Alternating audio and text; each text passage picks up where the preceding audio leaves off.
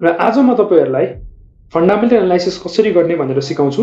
त्यसको लागि चाहिँ पहिला सुरुमा हामी नेप्से अल्फा भन्ने वेबसाइटमा जानुपर्ने हुन्छ। नेप्से अल्फा वेबसाइटमा गइसकेपछि हामी स्टक चुज गर्नुपर्ने हुन्छ। जस्तो कि मैले आज एसडीएल भनेर चुज गरे।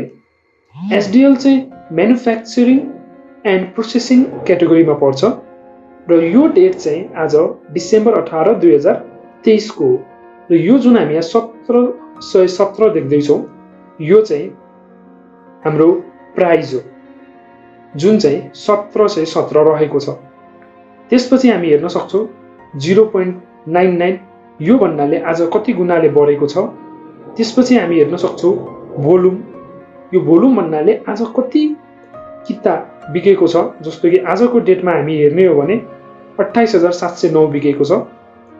सो यसरी नै अब तपाई यो साइडमा आउनु भयो भने यहाँ हामी हेर्न सक्छौं यो रजिस्टर कुन कम्पनीद्वारा भएको हो, नाभिल इन्भेस्टमेन्टबाट, website, email, contact address, head office, management office. पछि हामीले यहाँ प्रमोटर्स होल्डिङ र पब्लिक होल्डिङ भन्ने क्याटेगोरीमा हो। प्रमोटर होल्डिङ भन्नाले कम्पनीको सञ्चालक भनिन्छ। कम्पनीको सञ्चालकको आजसम्म यो कम्पनीमा 58% होल्डिङ छ भने पब्लिक भन्नाले आइपीओ निकालेर जुन हामीसँग जुन शेयर छ त्यो चाहिँ 42% रहेको छ। यति बुझिसकेपछि हामी यहाँ मार्केट क्यापिटलाइजेसनमा।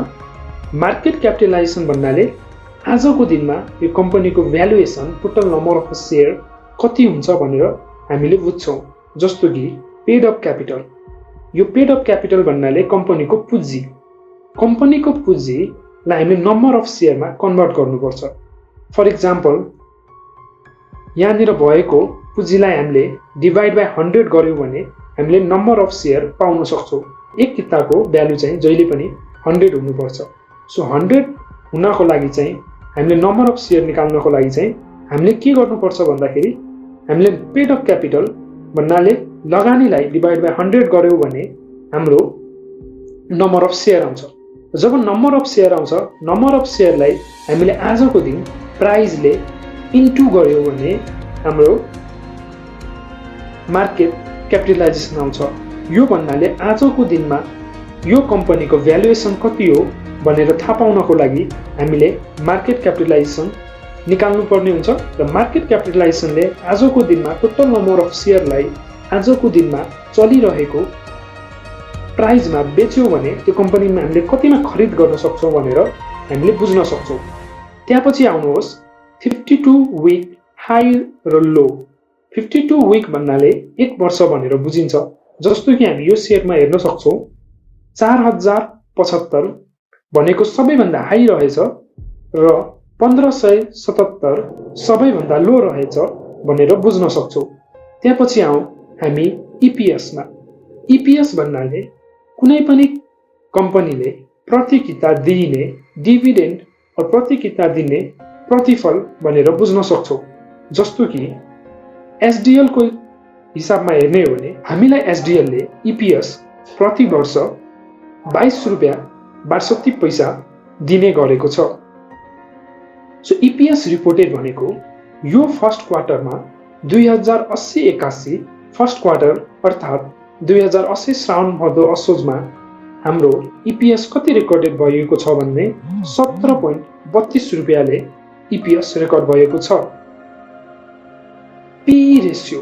पी रेशियो भन्नाले के बुझिन्छ भन्दाखेरि पी भन्नाले प्राइस, प्राइस भन्नाले हामीले भर्खरै हेर्यौं 1717 लाई चाहिँ हामी प्राइस भन्छौं भने ई भन्नाले ईपीएस।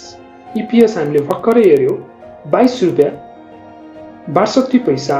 यदि हामीले प्राइसलाई अर्थात 1717 लाई 22 रुपैयाँ 62 पैसाले भागा गर्यौं भने हाम्रो 75.91 आउँछ। यो भनेको चाहिँ हाम्रो पी रेशियो हो। पीई रेशियो भन्नाले profit is to earning per ratio भनेर बुझ्नुपर्छ। पीई भन्नाले हामीले 22 रुपैयाँ 62 पैसा कमाउन हामीले कति गुणाले धेरै पैसा तिर्नुपर्छ त्यो भनेर बुझिन्छ। जस्तो कि यो केसमा हामीले 22 रुपैयाँ 62 पैसा कमाउनलाई 75 गुणा धेरै पैसा तिरेर हामीले त्यो सेयर खरिद गर्नुपर्ने हुन्छ। त्यसपछि हामीसँग अर्को भ्यालुएसन गर्ने मेथड छ जसको नाम हो बुक भ्यालु।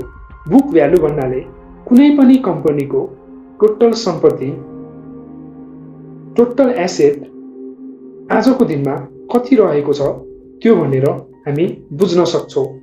जस्तो कि कुनै पनि कम्पनीको टोटल सम्पत्ति भन्नाले घर हुन सक्छ, गाडी हुन सक्छ, ब्रान्ड भ्यालु हुन सक्छ। र त्यसमा हामीले कुनै पनि कम्पनीको लायबिलिटिज अर्थात् तिर्नुपर्ने पैसाहरू घटायौँ र त्यो घटाइसकेपछि उब्रिएको पैसालाई हामीले प्रति किता कति रुपियाँले पर्छ प्रति सेयर भनेर हामीले मेजरमेन्ट गर्ने इन्डिकेटरलाई चाहिँ बुक भ्यालु भनिन्छ।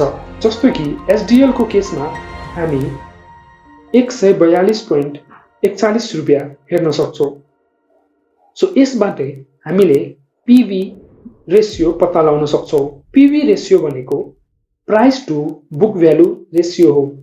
जसरी अघि हामीले प्राइस टु इपिएस हेर्यौँ त्यसरी नै हामी पीवी रेसियो निकाल्न सक्छौँ। अहिलेको केसमा बुक भ्यालु 142.41 रहेको छ। यदि हामीले प्राइस अर्थात् 1717 लाई 142.41 ले भागा गर्यौं भने हामीसँग पीवी रेसियो निस्किन्छ। अब आउँ हामी आरओई। आरओई भन्नाले रिटर्न अन इक्विटी।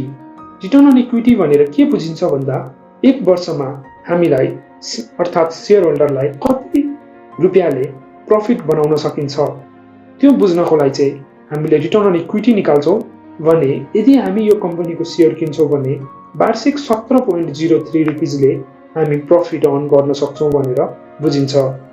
अब आउँ म तपाईलाई केही प्यारामिटरको बारेमा सिकाउँछु। पीई रेशियो कति हुनुपर्छ त? यदि पीई रेशियो 10 भन्दा मुनि छ भने त्यसलाई अन्डर भ्यालिड भन्न सकिन्छ।